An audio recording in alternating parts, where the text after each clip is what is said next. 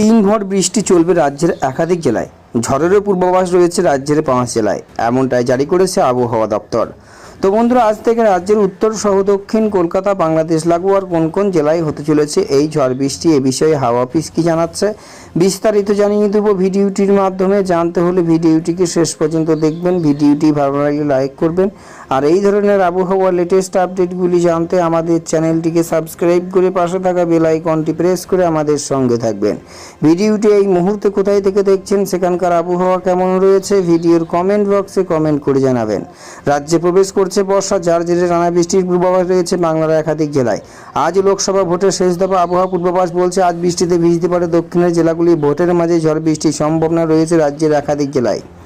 আজ কলকাতা সহ রাজ্যের সব জেলায় বজ্রঝড়ে বিদ্যুৎ সহ বৃষ্টির পূর্বাভাস জারি করেছে আবহাওয়া দপ্তর। আগামী 4 তারিখ পর্যন্ত বজ্রঝড়ে বিদ্যুৎ সহ বৃষ্টির সম্ভাবনা রয়েছে কলকাতা সহ দক্ষিণের জেলাগুলিতে। সঙ্গে 40 কিমি বেগে ঝোড়ো হাওয়া বয়ে যেতে পারে, কোথাও তা বেড়ে 50 কিলোমিটার হতে পারে। শনিবারও দক্ষিণের পূর্ব বর্ধমান, পশ্চিম বর্ধমান, বীরভূমে ভারী বর্ষণের সম্ভাবনা রয়েছে। বাকি জেলাগুলিতে হালকা থেকে মাঝারি বৃষ্টি হবে। আগামীকাল দক্ষিণের কিছু জেলায় বৃষ্টি কমবে, এরপর সোমবার ফের বাড়বে দাপট।